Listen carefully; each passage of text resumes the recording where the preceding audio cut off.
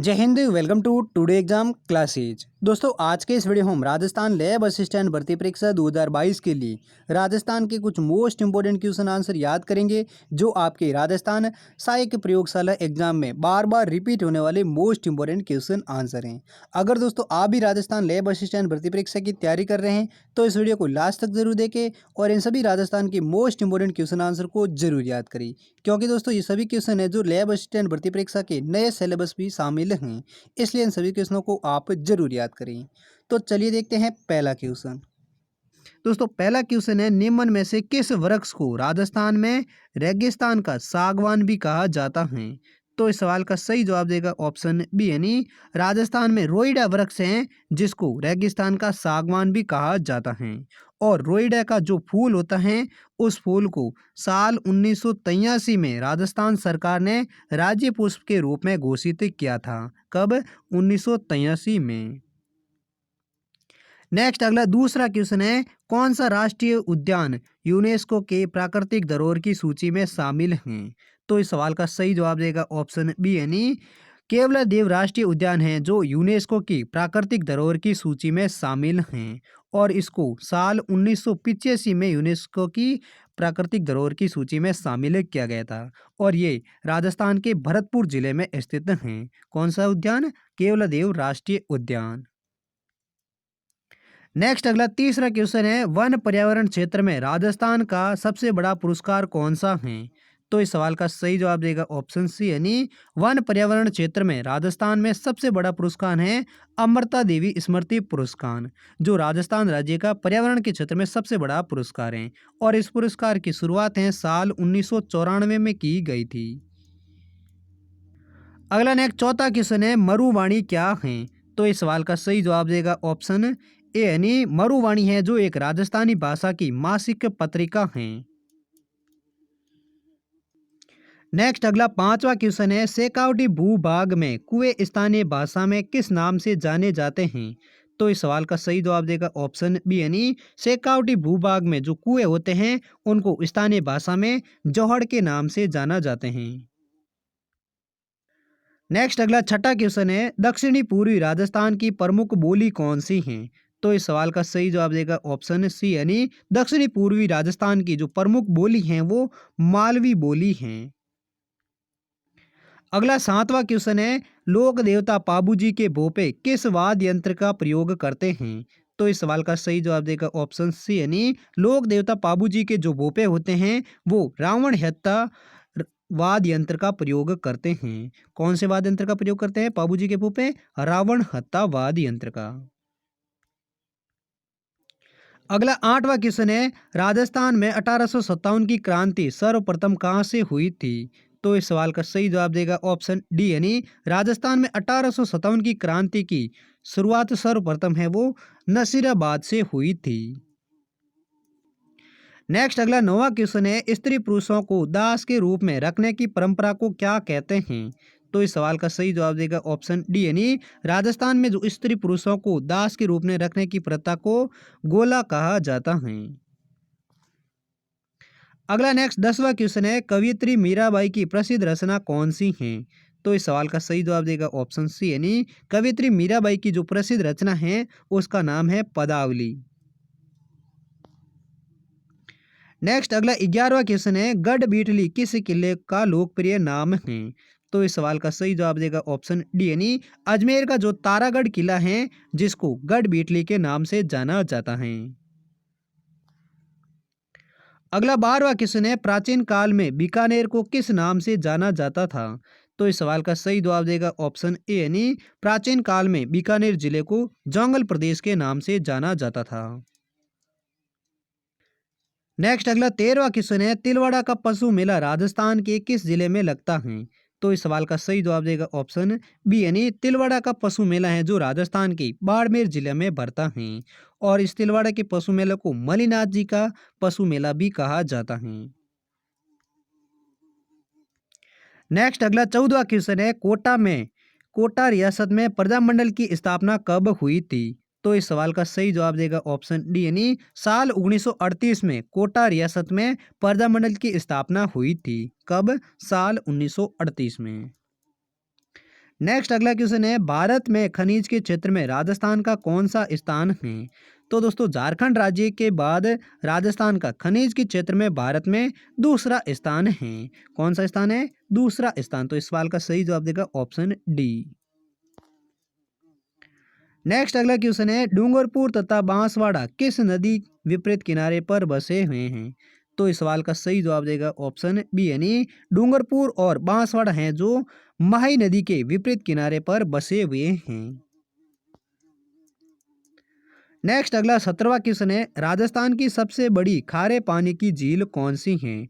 तो दोस्तों इस सवाल का सही जवाब कौन सा है वो आप जरूर कमेंट में लिखकर बताइए। यानी राजस्थान की सबसे बड़ी खारे पानी की झील कौन सी है? डीडवाना, सांबर झील, कोलाई झील या कायलाना झील। इन चारों ऑप्शनों में से कौन सा सही ऑप्शन है वो आप कमेंट में जरूर लिखकर बताइए। अगला नेक्स्ट 18वां क्वेश्चन है, राजस्थान का क्षेत्रफल भारत के क्षेत्रफल का कितना प्रतिशत भाग है? तो इस सवाल का सही जवाब देगा ऑप्शन ए, यानी राजस्थान का जो क्षेत्रफल है जो भारत के कुल क्षेत्रफल का 10.41% भाग है। अगला क्वेश्चन है, ऑपरेशन फ्लड का संबंध किससे है? तो इस सवाल का सही जवाब देगा ऑप्शन ए, यानी दुग्ध एवं डेयरी उत्पादन से संबंध है जो ऑपरेशन फ्लड का संबंध है। और यह ऑपरेशन फ्लड है वो साल 1970 में शुरू हुआ था। कब हुआ था ऑपरेशन फ्लड की शुरुआत कब हुई थी? साल 1970 में, जिसका संबंध है दूध और डेयरी उत्पादन से। अगला नेक्स्ट 20वां क्वेश्चन है, राजस्थान का कौन सा शहर कर्क रेखा के सबसे निकट स्थित है? तो इस सवाल का सही जवाब देगा ऑप्शन सी, यानी राजस्थान का बांसवाड़ा शहर है जो कर्क रेखा के सबसे निकट स्थित है। और राजस्थान के दो जिलों से कर्क रेखा गुजरती है, एक तो है बांसवाड़ा और दूसरा है डूंगरपुर। और कर्क रेखा की राजस्थान में कुल लंबाई है वो है 26 किलोमीटर। अगला नेक्स्ट 21वां क्वेश्चन है, सर टॉमस रो ने अपना परिचय मुगल सम्राट जहांगीर को किस स्थान पर दिया था? तो इस सवाल का सही जवाब देगा ऑप्शन बी, यानी मैगजीन दुर्ग अजमेर में सर टॉमस रो ने अपना परिचय मुगल सम्राट जहांगीर को दिया था। किस स्थान पर? मैगजीन दुर्ग अजमेर में। अगला 22वां क्वेश्चन है, गोरबंद क्या है? तो इस सवाल का सही जवाब देगा ऑप्शन बी, यानी ऊंट के गले में जो आभूषण होते हैं जिसे गोरबंद के नाम से जाना जाता है। यानी गोरबंद कहाँ का आभूषण है? ऊंट के गले का एक आभूषण है। नेक्स्ट अगला 23वां क्वेश्चन है, चूहों के देवी के रूप में प्रसिद्ध देवी कौन सी हैं? तो इस सवाल का सही जवाब देगा ऑप्शन सी, यानी करणी माता हैं जो चूहों की देवी के रूप में प्रसिद्ध देवी हैं। और करणी माता का मंदिर बीकानेर के देशनोक में बना हुआ है। अगला नेक्स्ट 24वां क्वेश्चन है, राजस्थान में पहली जातीय जनगणना कब प्रस्तावित हुई थी? तो इस सवाल का सही जवाब देगा ऑप्शन सी, यानी 1 नवंबर साल 2011 को राजस्थान में पहली जातीय जनगणना है वो प्रस्तावित हुई थी। कब? 1 नवंबर 2011 को। अगला नेक्स्ट 25वां क्वेश्चन है, गार्गी पुरस्कार योजना कब शुरू की गई थी? तो इस सवाल का सही जवाब देगा ऑप्शन बी, यानी वर्ष 1998 में राजस्थान में गार्गी पुरस्कार योजना की शुरुआत हुई थी। और इस पुरस्कार के अंतर्गत राजस्थान में छात्राओं को कक्षा 10वीं और 12वीं बोर्ड द्वारा 75% से जो अधिक अंक लाए जाते हैं उनको 3,000 से लेकर 5,000 रुपये के साथ सम्मानित किया जाता है। किस पुरस्कार योजना के तहत? गार्गी पुरस्कार योजना के तहत, जिसकी शुरुआत साल 1998 में हुई थी।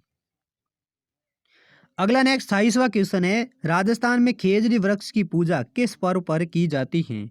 तो इस सवाल का सही जवाब देगा ऑप्शन ए, यानी राजस्थान में दशहरे के अवसर पर खेजड़ी वृक्ष की पूजा की जाती है। अगला नेक्स्ट 27वां क्वेश्चन है, राजस्थान में सबसे अधिक गन्ना उत्पादन किस जिले में होता है? तो इस सवाल का सही जवाब देगा ऑप्शन ए, यानी बी, यानी राजस्थान के गंगानगर जिले में सबसे अधिक गन्ने का उत्पादन किया जाता है। किस जिले में गन्ने का उत्पादन होता है सबसे अधिक? राजस्थान में गंगानगर जिले में। अगला नेक्स्ट क्वेश्चन है, पंचायती राज व्यवस्था सर्वप्रथम किस राज्य में लागू की गई थी? तो इस सवाल का सही जवाब देगा ऑप्शन बी, यानी साल 1959 में राजस्थान राज्य में पंचायत राज व्यवस्था सर्वप्रथम लागू की गई थी। कब? साल 1959 में, जो राजस्थान के नागौर जिले में सबसे पहले पंचायत राज व्यवस्था को लागू किया गया था। अगर राज्य का पूछे तो राजस्थान और जिले का पूछे तो नागौर जिले में। और कब? साल 1959 में।